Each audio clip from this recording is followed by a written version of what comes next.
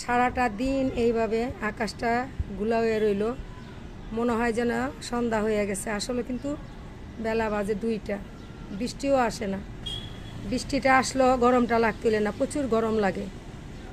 শাশুড়িদের প্রচুর বদলাম, শাশুড়িদের বদলাম দিয়ে কোনো লাভ নাই। আগের দিনের শাশুড়িরা সহজ সরল ছিল, বউরাও পাজি ছিল। এখনকার শাশুড়িরা বউদের পিছে পিছে ঘুরে না, কিছু দিয়ে একটা আছে খারাপ থাকতে পারে, তাই বলে সব শাশুড়িরা খারাপ না। আমি আমার জায়গায় থেকে বলি, আমি শাশুড়ি বউদের কত ভালোবাসি, আজও ভাসি। নাতি বিনা স্বার্থে 14 বছর মানুষ করেছি, কিভাবে শাশুড়িরা খারাপ হইতে পারে একবার বলো তো। বৌমারা নোয়াবজাদির মতো ঘুম থেকে ওঠে, কাজ দেখলে ভয় পায়। আর শাশুড়ি মায়েরা যারা নামাজ কালাম পড়ে আল্লাহকে ভয় পায়, তারা কখনো খারাপ না। শাশুড়িরা খারাপ হইতে পারে না, তারা মা। আর যারা নাকি শাশুড়িদের দোষ দেয়, তারা কখনো শাশুড়ি হবে না, তারা সন্তানের মা হবে না, খালি শাশুড়ির দোষ। যাই দেখি কি করতে হয় আজকাল। বাজার কই নিয়ে আয়।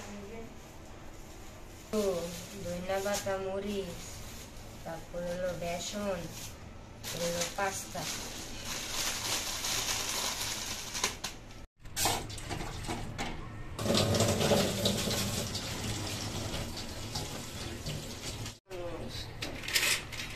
সিঁড়িতে সাইকেল নামাইতে গেলে দম বেড়ে যায় না।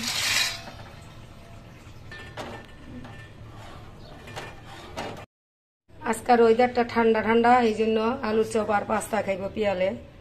ডিম ডুম নাই আছে, ডিম ছাড়া আজকে পাস্তা, ডিম নাই। অনেকে ডিম লাগবো এটা মনে করে খায় না, কিন্তু ডিম ছাড়াও খাওয়া যায় সব জিনিস। বেশি দিলে পাস্তায় জাল লাগে। বেশি দিয়ে হলুদের গুঁড়াটা দিলে একটু কালারটা যেন সুন্দর আসে। এই জিনিস লবণটা দিয়ে দাও। লবণটা দেখি মিক্স করে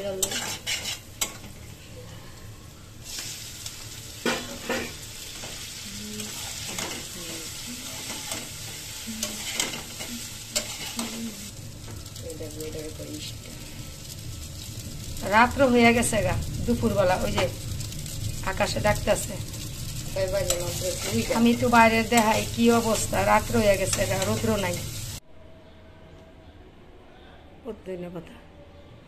আর এই যে এখানে সব আছে, লবণ, সোডা, মরিচের গুঁড়া, এটা না দিলে স্বাদ লাগবে না।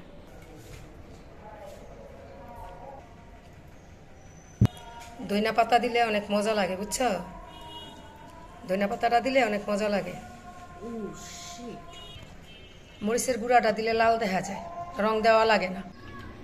আলুটি প্রচুর গরম, মাত্র নামাইছি। বাবা, ধনিয়া পাতা বেশি করে দিলে না আলুর চপ খাইতে মজা।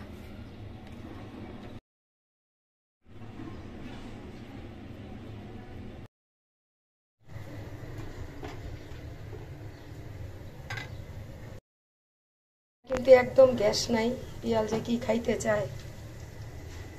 বানাইতেছি অনেকদিন পর, ভালোই লাগলো করতেছি যে, কারণ রোজা গেছে 2-2.5 মাস হয়ে গেল গা। আজকে আমরা এটাই খামু দাবি মাপে। মজা আছে, আলুর চপগুলো অনেক মজা, কারণ ধনিয়া পাতা দিছি যে এই জন্য না। পাস্তা খাইলাম দাদি নাতি দুপুরবেলা।